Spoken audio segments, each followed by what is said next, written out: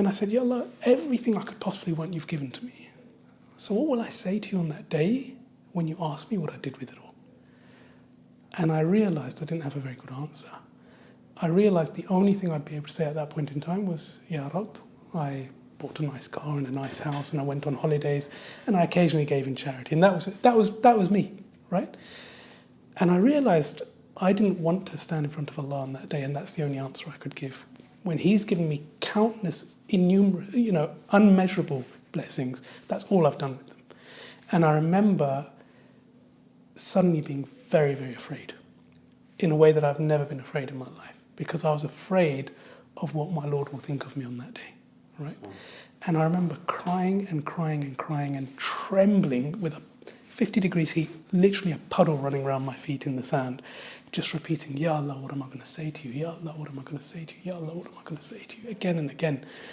And I realized at that point in time, I had this shift in perspective in my mindset that actually I wanted to try and serve Allah by serving people. That was, I decided, what I was put on this earth to do. So I basically came back from Hajj. I ended my role at the Bank of England, where I was working at the time, getting massively overpaid. I've never had such an easy role as I had at the Bank of England, alhamdulillah. Ended my role at the Bank of England, and I didn't really have a plan, right? I just knew that I wanted to do something. And so I quit sort of that career first, and then I decided what to do. And I spent time just sitting at my desk at home thinking, right, what shall I do? And I thought about charity, and I thought, well, there's lots of people doing great charity work. Maybe it's not my calling. And I eventually rewound to a conversation that I'd had with a guy called Elliot, who used to sit next to me at the Bank of England, right?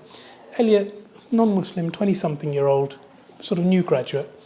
And I'd been gloating to him one day, right? Literally gloating, saying, Elliot, we actuaries get paid so much money. My ambition is, by the time I'm 40, to own a portfolio of properties and retire off of the rental income, right? I remember literally gloating to him.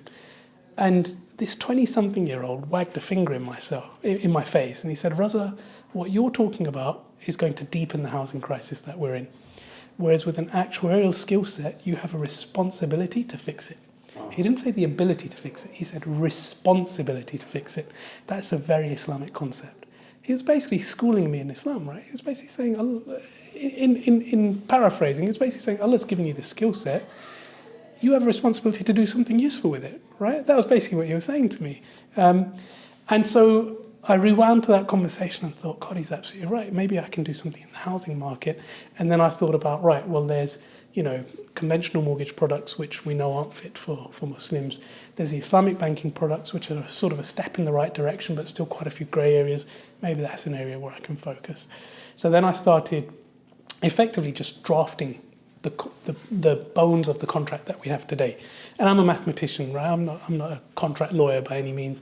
I'd never picked up an Islamic finance text in my life at that point in time, but I understood finance, and I understood, general common sense, what's fair and what's not fair. And so I started putting the bones of the structure together. I started putting the pricing model together. I started fleshing out how I would want the tech platform to look. And I sat at my desk, jobless, for about a year, just starting to flesh out the bones of what we have today. And then at the end of that, I thought, right, I've got most of the pieces in place, but I'm no Islamic finance lawyer. So I need someone who can tell me whether what I've drafted even makes sense or not. So I started speaking to friends of mine saying, right, I need a scholar who's well-versed both in Sharia and English law. And actually, those are two separate professions when you think about it. That's a big ask, right? So I was put in touch from various friends with some shuyukh who were very well-versed in Sharia, but didn't necessarily know much about financial regulation or sort of English law. And I was put in touch with some banking lawyers who didn't really know much about Sharia.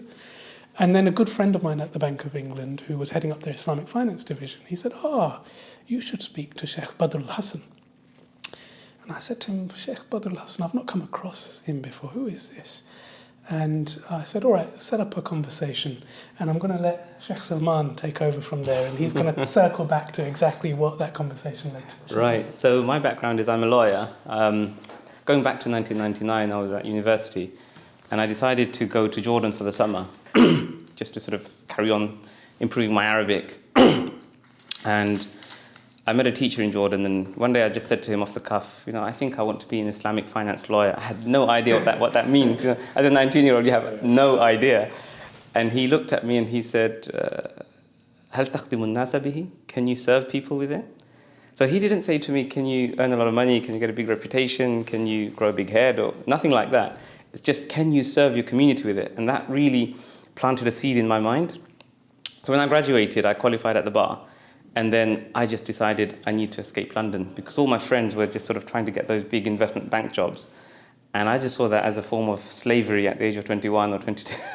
I said, I need to escape this rat race. And I was really keen to learn more about what my creator wants from me. Specifically because I studied law, I wanted to study Islamic law and understand, well, what is the Sharia and why is it so unique and why do we consider it to be the best legal system given to mankind.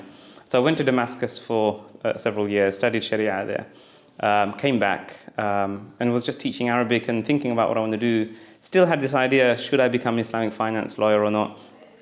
And Raza and I actually first met during those periods when I was studying in Syria. I'd come back in the summer holidays and I'd teach Arabic. And Raza was an undergrad at the time and he did one of my Arabic language courses in 2005, I believe. I don't know. I have like hundreds, if not thousands of students. When I meet them, I remember which year I taught them. It's usually the other way around. They don't remember the teacher. Yeah, it's just something about students. I remember them. But anyway, so... one in particular. One in particular impressed me a lot. Yeah, mashallah. And so we'd met then. When I came back, somebody gave me the idea, why don't you become an Islamic finance lawyer? So I joined a big law firm in the city. Worked there a bit in London, worked in Dubai for a bit. But I was deeply dissatisfied with what I was doing. Because even though I only did Islamic finance, what I found is in the Islamic finance industry, what the banks would do, the Islamic banks would come to us and say, well, this is a conventional interest-based financial transaction. Can you help us to produce exactly the same outcome, do the same thing basically, using Islamic contracts or contracts with Arabic names? Can you reverse engineer the same financial or economic outcome? And I felt to myself, that's not why I studied Sharia. I didn't study Sharia to help people get around and circumvent the Sharia. I studied it in order to try and apply it. Yeah. And I was doing the opposite. My only consolation was, as they say, if you know how to attack a town, you know how to defend it. So I was gaining a skill set. And I think that was part of the divine plan, really, for me, that I was learning a trade, learning a skill set, which I would then use later to actually serve my community with. And so I remember I was in Dubai one day and I felt this moral compunction inside me, just felt this deep sense that maybe I've learned enough and I need to move on and find my calling. And so I decided to do istikhara. So I left the office and I went down. If you know the Dubai International Financial Center, in the middle there's this big cuboid building. I don't know if you've seen it, you'll see in the pictures. Yeah. And it's got this sort of decoration, the Islamic pattern around the top. So it looks a bit like a big Kaaba. And in the basement of that, there's a prayer room. Yeah. So I went down into this prayer room and I started doing istikhara. And I just got a very, very clear message that this is it. You have to move on now. And I realized that if I'm looking for my creator, I'm in the wrong Kaaba. Okay. So I just literally that day went back and I put in my resignation. A few months later, came back to the UK. And again, I was looking for that calling. In the meantime, I was just doing some consultancy to pay the bills. And then the phone call came 10 years later from Raza through this contact with Ash at the Bank of England. And finally, Allah had put us both together at the Bank of England through Ash, but also he was working at the Bank of England and I was doing a bit of consultancy work with the Bank of England on their sort of Sharia compliant liquidity facility for banks in England. And so it all just sort of came together. Yeah. And Sheikh Badr al-Hassan, as he says, turned out to be me.